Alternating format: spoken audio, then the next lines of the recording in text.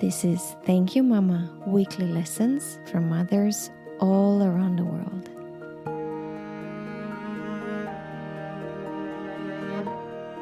Hello and welcome to Thank You Mama. My name is Anna Teider. My guest today is Jojo Mehta. Jojo is a co-founder of Stop Ecocide, which she founded in 2017 alongside barrister and legal pioneer the late Polly Higgins.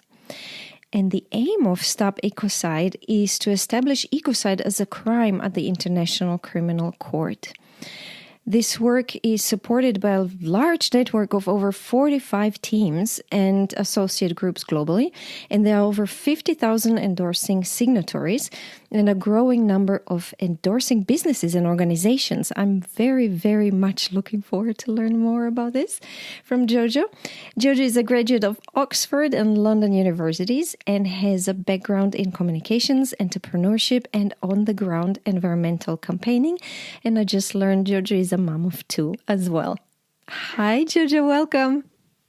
Thank you. It's lovely to be with you today. It's fantastic to have you here. We were just talking about how every now and then I like to expand this whole idea of motherhood and lessons we learn from our mothers to a little wider topics. And forever I dreamt of having scientists to tell me about, for instance, mother trees and what we can learn from them, or whale mothers and what we can learn from them. But also, I really wanted to learn about Mother Earth and what can we learn from our Mother Earth. And I'm looking forward to hear about this from you.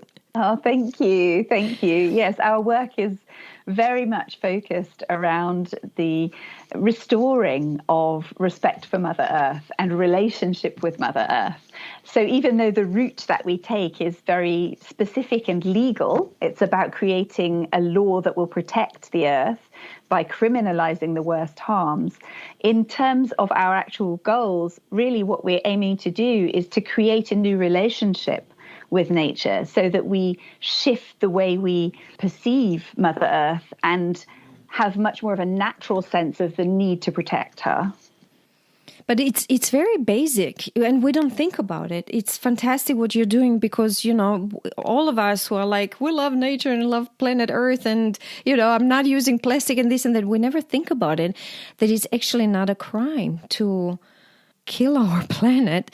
So as far as I understand, this is what you're trying to establish. But tell me, what needs to happen and where for this to become a law? So interestingly, this is an amazing moment that we're having this conversation because just yesterday, the European Union agreed to criminalize severe harms to nature comparable to ecocide. In other words, they are laying the foundations for this to move forward at the global level as well, and of course encourage national jurisdictions to criminalize ecocide. So our ultimate aim is to have it recognized as an international crime at the ICC, the International Criminal Court in The Hague, so that it sits alongside genocide, war crimes, crimes against humanity, and the crime of aggression, which was a bit more recently added, because we believe that it belongs with these crimes which are of the most serious concern to the international community as a whole. We appreciate that, you know, the intent may be different. You know, obviously genocide is perhaps the most evil act we can think of in terms of the intention to destroy a people, and ecocide is not like that. But at the same time, when we look at the consequences of mass destruction of ecosystems, we can see the widespread, the long-term, the severe effects, and you know how those can be irreversible and how they actually threaten not just human life, but other forms of life too, and ultimately, you know, the civilization of our species. Then we can see why it's so important that those crimes are considered the most serious crime. So we're not trying to say here is a law to address every single bit of environmental harm.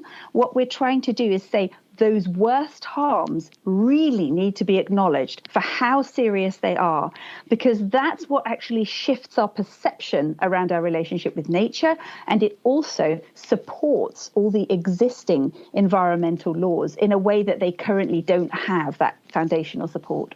I'm very curious about the hurdles. Who or what are the biggest hurdles for this to happen? This is really funny because whenever I do podcasts or have interviews with journalists, that this question always comes up.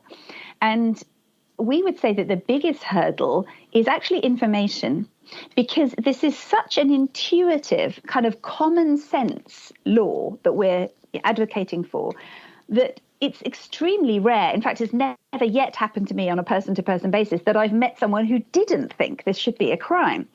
But of course, part of the problem is that people either assume it already is and just think it's not working, or, they haven't heard of it at all. And so, in a perhaps slightly unusual way, the development of this sort of legal initiative is further advanced at the political and legal level than it is in the public mind.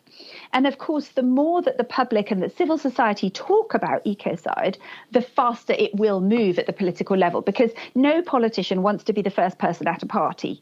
They always want to know that they can feel safe entering a conversation, and that is what comes from awareness. So we would say that perhaps the single biggest obstacle is just the level of awareness. Effectively raising awareness is one of the absolute key things here. Of course, there will be probably vested interests that would prefer this not to go through. But to be fair, they're keeping very quiet, because a lot of them have spent decades spending millions and millions greenwashing. You can't greenwash with a criminal law. Effectively, if they come out and say they support it, it means they agree to be bound by it, and that's great. If they come out and say they object to it, they're wrecking all of that investment in their greenwashing. So they're keeping very quiet. So what that says to us is that the more this conversation is continued in the public sphere, the faster it will move and the more powerful it becomes, because that's where it's virtually impossible to oppose. Mm-hmm. Are there any countries that have already done a lot of work in this direction? Is there? I want to always share some hope and show some good examples. Do you have some good examples for us, or something that will give us hope and show us how it's possible? Absolutely. I mean, I think I mentioned briefly, but the European Union is really out front with this. They've literally just yesterday agreed to criminalize severe harms that are comparable to ecocide, which is a massive step in the right direction. And that's 27 countries. So that's amazing. And when we think about the fact that, a few short years ago, no governments were talking about this, this is actually an incredibly fast rate of development in terms of, the shifting of international law, which is a very slow and ponderous beast. So the fact that we've gone from zero to the EU legislating in that space of time is just amazing. I think it's one of the few but really powerful stories of hope, because, putting these frameworks in place, these outer boundary frameworks, is so important, because it's like sort of stepping back and addressing the whole wood rather than focusing on specific trees. And it means that those decision makers at the highest level have to steer the way that they think and the way that they decide things in a new and more positive direction. And that's absolutely what we all want. And this is supposed to be ultimately a deterrent. And that's what criminal law is for. Of course, murder is a crime to punish murderers, but that's not what it's there for. What it's there for is to stop us killing each other. And so effectively, ecocide is meant to behave like that, effectively, so that, boards of directors will be thinking very carefully before they make decisions, because they don't want to be put in a position where they have a tap on the shoulder. That's going to not only potentially threaten their own freedom and their own reputation, but that of their company too, and therefore obviously their stock value. So the level of deterrence with something like this is really important. But there were also individual jurisdictions that are working on this too. So Belgium, for example, is about to adopt a law of ecocide, and at least 6 other countries in the last few months have proposed ecocide bills into their parliaments or announced that they're going to do so. So this is a really fast-moving initiative, and it's so encouraging to see that. And for us, it really is just a matter of time before it's acknowledged at the International Criminal Court as well. This is so beautiful. Finally, some amazing news. This really makes me so happy. And really big news. It's about the planet. So it's fantastic that things are moving in a good way. And as you say, these laws matter because they create awareness, both in the general public, but also in the people who do poison our planet. It's not only the fear of the tap of the shoulder, as you say, but you start thinking in a different direction. If it's illegal, then you'll think about it differently than if it's just whatever. No, I think that's absolutely right. And this is making me think about the fact that, for example, we have a lot of Indigenous spokespeople who are very aligned with this initiative. And that feels very intuitive to them because it's kind of, it's in their DNA that you don't damage Mother Earth. When you damage Mother Earth, there are consequences. It's a basic, it comes back to the basic law of reciprocity. Yeah. And so, to reflect that reality in the legal system feels like a very obvious step to them. And I think that sense of, that awareness of, not damaging Mother Earth. And, those consequences are not just physical. I mean, for the Indigenous, and indeed, I would say I feel this strongly myself, that the impacts are not just physical, they're cultural, they're spiritual, they're on all of these levels. And I think that, when I moved back from London with my children to the countryside where I grew up, which is in the west of England, it's this beautiful area of the Cotswolds, there was this moment, and this was before I became involved in this work. I remember having this moment of deep connection and feeling like, wow, this is the land I belong to. And again, this is something that Indigenous cultures profoundly understand, and we've kind of lost a bit in our sort of urban Western culture. And so there is this sense of, in a sense, of being a child of the land. And I remember feeling, and actually I was quite tearful when I realized this. I remember thinking, this is the land I belong to, and whatever I do next, it has to be in the service of this land. So it was a really profound moment, actually. Jojo, how could my listeners and I support what you are doing at the Stop Ecocide? There are definitely ways you can support, and your listeners can support. We have a website which is stopecocide.earth, and that has an Act Now menu, which is as long as my arm. There's many different ways to get involved, and also many different networks that may relate to the particular areas of work or areas of interest of your listeners. But I would say that there is one really key thing, and that is to talk about this and to use the word ecocide, because that word in and of itself has a kind of internal power and momentum. There's a sort of intuitive sense of the power of it that really, really works in terms of spreading the conversation. And that is ultimately what moves the legislative dial. So please talk about ecocide with your family, your friends and your networks.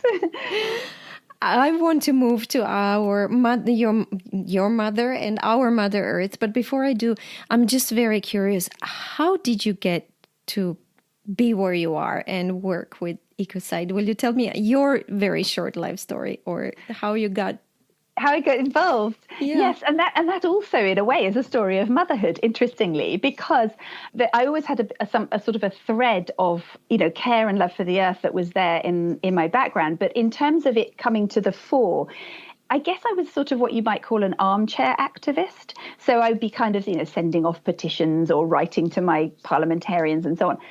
But what kind of really sort of got me up out of that chair was my daughter. Because about 10 years ago, I discovered about fracking, when some of your audience may be aware of this, is a very polluting and dangerous, actually, way of extracting oil and gas from the ground. And when I read about it and I heard that it was happening in the US and might be coming to the UK where I live, I remember getting very upset and talking about it with my family and my friends. And my daughter, who was 5 then, she burst into tears and she said, "Mummy, I don't understand." She said, "If they're poisoning the ground, they must be poisoning themselves. You have to call them and tell them to stop." And I just thought, my God, my 5-year-old daughter understands this. It should be so simple. Everybody should be able to understand this. And I started researching, writing leaflets, giving talks, running demonstrations. And that was how I encountered Polly Higgins, who was working on this idea of criminalizing ecocide. And it felt so simple. Effectively, just make it a crime. That level of damage should just not be allowed. So that was how I came into this. Okay. And now we have interesting challenge ahead of us, because we want to talk both about the Mother Earth and about your mother. I want to learn both from your mom, but also, what do you think we can learn from Mother Earth? How do you want to start this? Should we talk about your mother first? I think there's a little story here, actually, if you'll permit me. I mean, in the sense that I feel like my original inspiration to move in this direction did actually come from my mother. My mother is a singer and a songwriter and a poet. And her deep inspiration has always been the earth, and particularly the landscapes and seasons of, where we live, of around the west of England, and the Celtic traditions and myths and legends and all of that. And I grew up with that soundtrack to my life, those poems, those songs. And she's amazing. I mean, she's she has a small international following. You can find her, her albums online, Jehanne Mehta.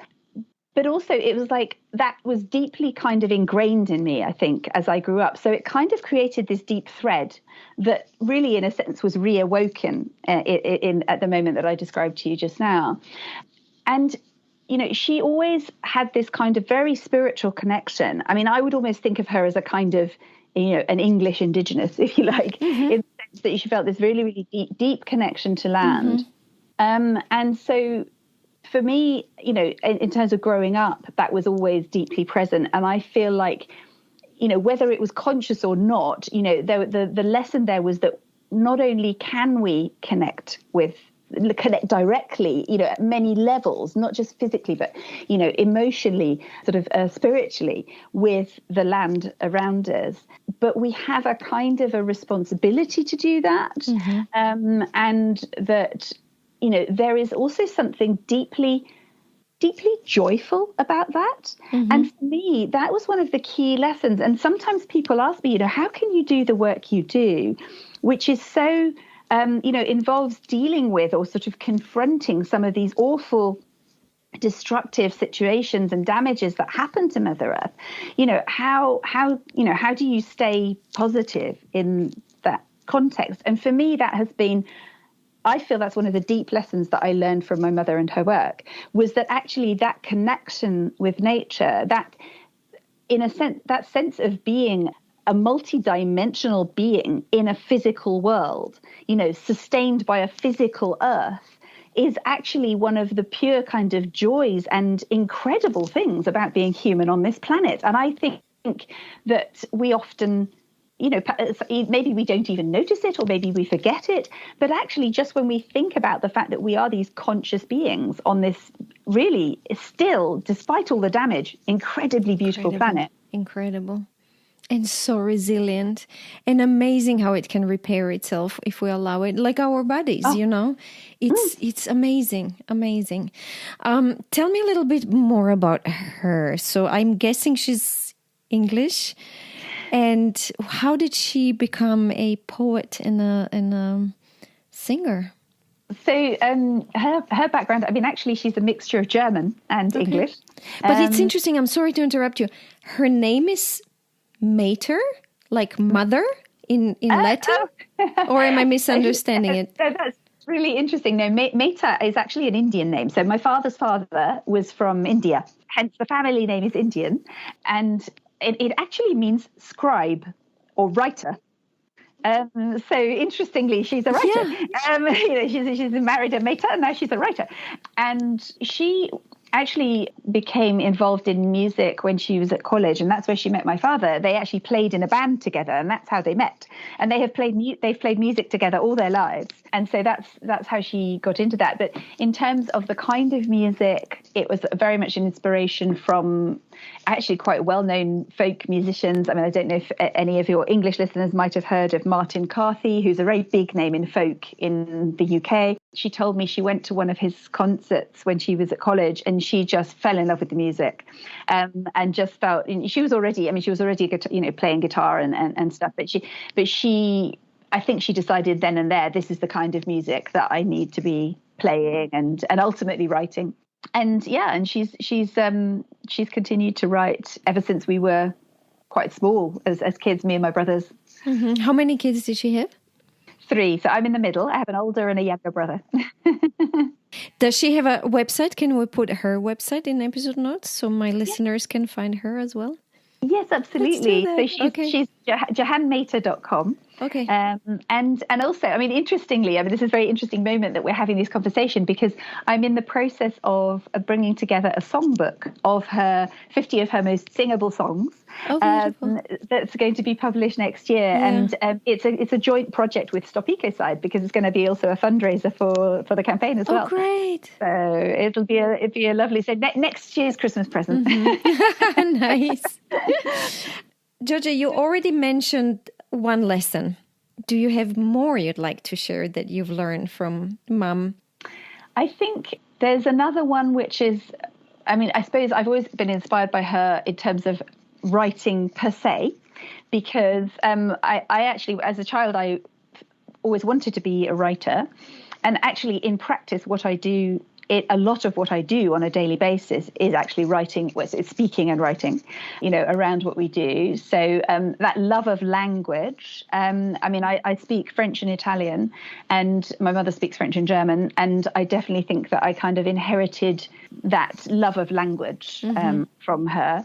And the third thing I think I would say is actually comes from really both my parents, not just her, because it's about relationship. And that is about a sense of allowing and sort of non-judgment, because I think I was very, very lucky growing up that I was very supported in, whatever direction I felt I wanted to go in. And, it was quite, I mean, for the time, I suppose it was quite a liberal upbringing, not authoritarian at all. And my parents never fought. I literally could count on one hand the number of disagreements that I've ever heard them have in my entire life. That exists. Yeah. Those relationships exist. Yeah. I mean, really very sort of gentle and considerate in terms of communication. Mm-hmm. That as an example, I felt very both liberating and supportive at the same time. And obviously I hope that I've been able to, impart that also to my own children. Mm. Do you have more lessons you'd like to share of hers? Or can I ask you, which I love asking my guests, if there was something important she wasn't able to teach you, something that you had to learn yourself? That's an interesting one. It's a fantastic one. I think probably something that, I mean, to be honest, I think it was partly innate, because I definitely didn't get it from my parents, was that a sense of being able to step forward and assert myself. I suppose that is a kind of a leadership skill, I guess. Mm-hmm. And interesting, I don't know, I can't say exactly where I think I got that from. From the stars. Maybe, who knows? I mean, maybe I came with it. I don't know. Yeah. So yeah, I think I've always been quite outspoken and forthright. Mm-hmm. And that, of course, has been very important with the work that we're doing. Absolutely.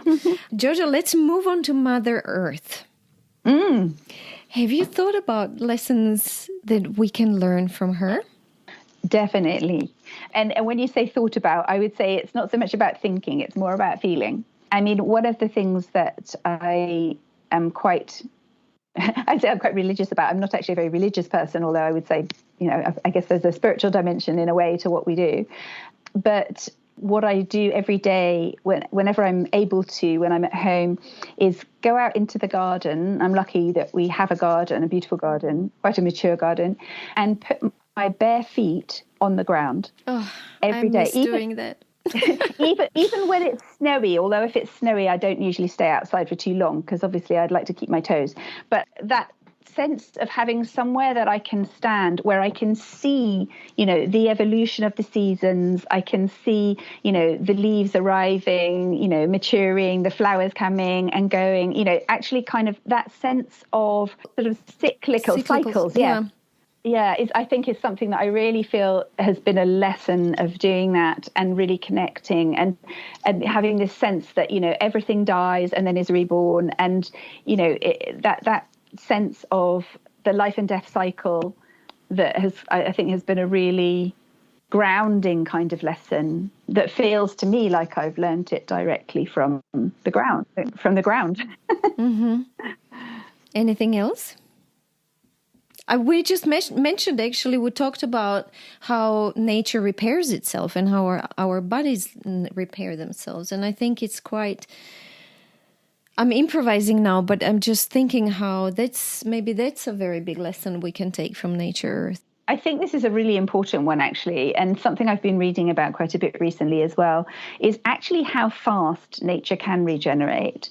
Because, I mean, for example, I was reading about the lowest plateau in China and how it had become really almost like a desert. It was so depleted, but that when people came together to actually look at why that was happening and how it might be remedied, and they realized that some very simple things like controlling where animals would graze, have a huge effect in terms of allowing nature to regenerate.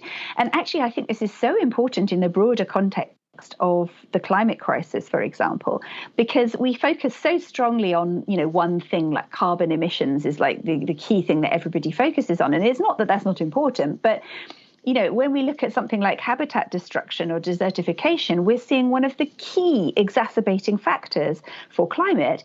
Not only is it one of the key exacerbating factors, but it's one of the ones that we can remedy much more easily. We don't have to develop crazy technological carbon capture and storage solutions. We just have to allow nature to regenerate. Yeah. And those areas where that happens, often the temperature can drop by 15 to 20 degrees. I mean, it's massive. So, those lessons, I think, are really important for us, in terms of, globally, how we approach the crisis that we're in. But I want to bring this down to our personal level, what we can learn for our lives from our planet. And that's so important. Catherine May wrote that beautiful book called Wintering. Do you know the British author, about how when times are hard, sometimes you need to allow yourself this time of winter to regenerate. So I want to connect this with this lesson we can learn from planet Earth, that we can repair ourselves if we allow ourselves, both physically and mentally. We need to allow ourselves, as we need to allow our planet, to regenerate. We have the capability of regenerating. I think this is absolutely true. And I think one of the things that our sort of modern day culture has done is perhaps, gradually teach us not to rely on our own physical and internal resources, because we get so used to looking for, a medical solution for everything or an external solution for everything. That's not to say that modern medicine hasn't achieved incredible things. My daughter, who was a C-section baby, would not be here, if it wasn't for modern medicine. But at the same time, in terms of our everyday health, for example, I think we are very quick, to run for a packet of pills or to make a doctor's appointment every time there is something slightly out of balance, when in fact we know, and medical science knows perfectly well, that with very few exceptions, when you get a fever, for example, your body will not go outside of the range that it can cope with, and that fever is helping your body to respond to whatever it needs to respond to and restore you to health. So, these kind of natural, like you say, this natural ability of the body to regenerate, and of time out, perhaps we could say, or downtime to allow us to regenerate psychologically as well. And this is something that that our culture's not too great at. We try to do everything very fast and not stop, and we're ashamed of downtime. We think we are productive and special if we're busy, and that stigma has to go away. Yeah, and I could really learn from that. I mean, in the sense that I know I've been a bit of a workaholic at times. I do try to make sure that I take at least one day off a week where I'm not working. But sometimes that's especially when you're doing something as, I suppose, is exciting and fulfilling. Yes, sometimes it can be difficult to take a step back, but it is important to do so. It is important to do so sometimes. Jojo, do we have more lessons from our mother planet Earth? I think perhaps another one might be perspective. I think we find it very easy to get bogged down in specific problems or resentments or dramas or, these kinds of things. And I think that all you need to do is go and stand on top of a hill and look at the big perspective sometimes. And perhaps, apply that sort of broader perception to the things that may be niggling us or driving us crazy or keeping us awake at night or all of those things, because I think, Mother Earth continues. Yeah, and I think one of the things that relates to what you were saying about regeneration is that, given the capacity to regenerate, to rebalance, it does sort of throw into a kind of an interesting light that if we're destroying the earth at the rate we are doing, we must be trying really hard to do it.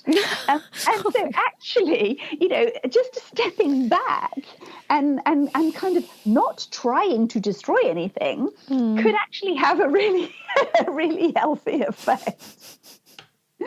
It's sad. I'm embarrassed sometimes to be a human being. But I just wanted to connect to this.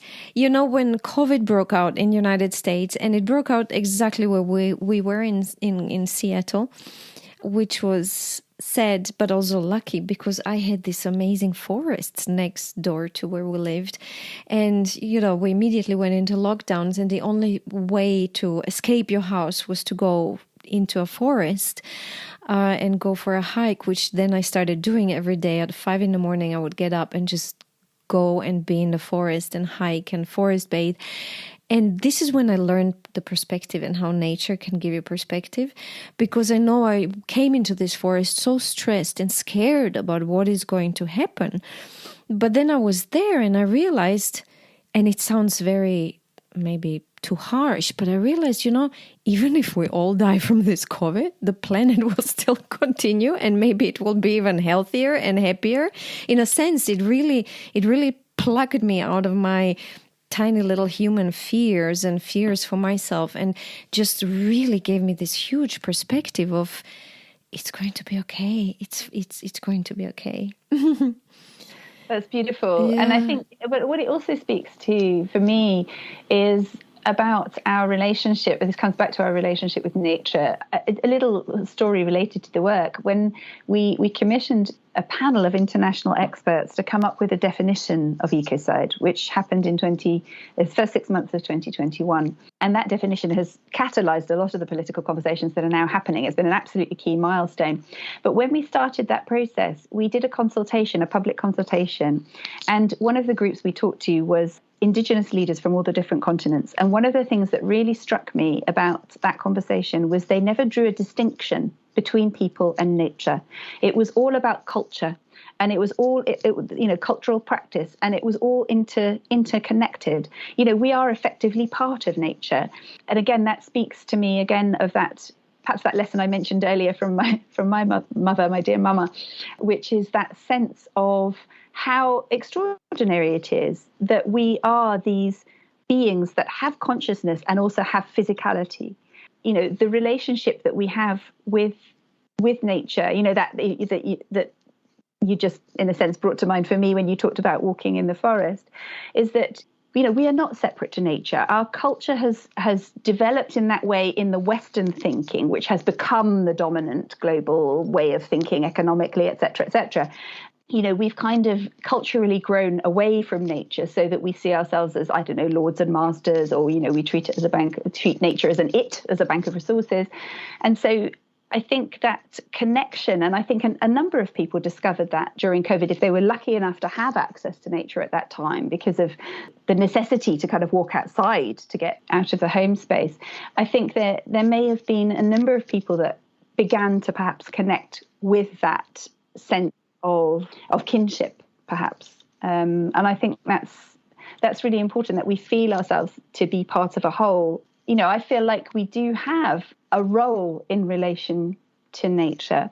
I think if we manage to extinguish ourselves, it would be tragic, because there is a way that if we can instead work towards actually that harmonious dynamic, then there's a whole nother sense of completeness and interconnection that arises.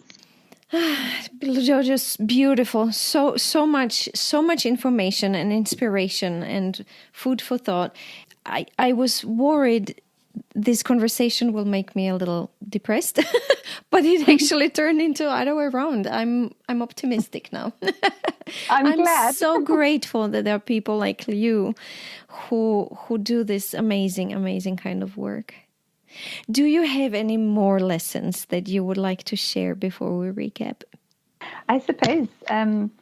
I know when you said about, that maybe you thought it might be depressing, talking about these subjects. I think, psychological research has also shown this, that when we look out into the world and it feels like, we can get despairing about what's happening, one of the key things that has really been shown to help is taking action. Mm-hmm. And that action doesn't have to be, there's no prescription for what that action should be, but that's something that, creates connection. So, whatever it is that, that maybe upsets you or outrages you or makes you despairing, it's like, how do you do something that you love in response to that? Mm-hmm. What is the thing that you do that is natural to you, that is effortless to you, that when you ask your friends and you say, what do you think I'm good at? They tell you, mm-hmm. That you might not even realize yourself. And it's when you apply that to the area that is potentially depressing you or making you angry, that's when there's something new that comes into play. There's a new life. There's a sense of purpose that comes in.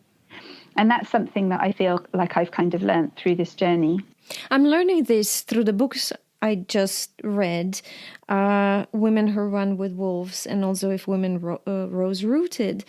And I'm very grateful that they, especially Women Who Rose Rooted, it put a different aspect to, for instance, this project. And I realized how important it is to bring women back to themselves and their own wisdom and the female wisdom and the wisdom of our mothers and our ancestors, and this female energy, which is very much connected to nature and earth. And so I thank you for saying that. I will become even more conscious of how, thank you, Mama, can maybe make little changes in this direction. Fabulous. Yeah. Jojo, let's recap just very, very quickly. And now I have to read these crazy notes I've been taking. Yes, I have lessons about being connected with our land and the Mother Earth.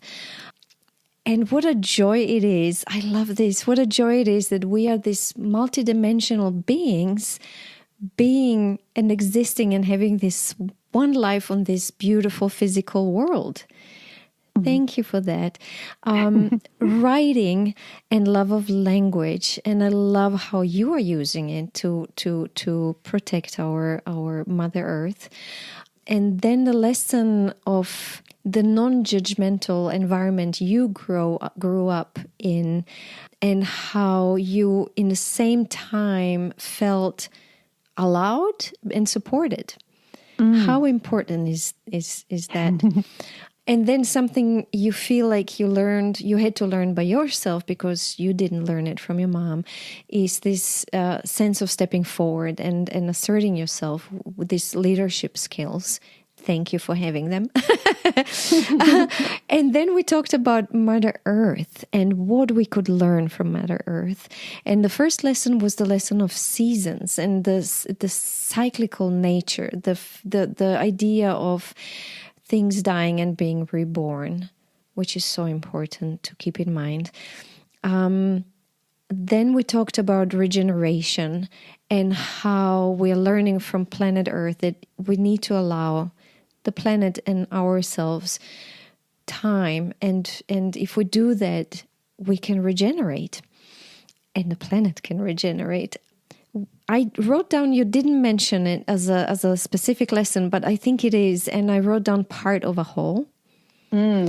You mentioned it while you were talking, and I thought this is a lesson on itself that we can take from planet Earth, how interconnected everything is, and we are to everything.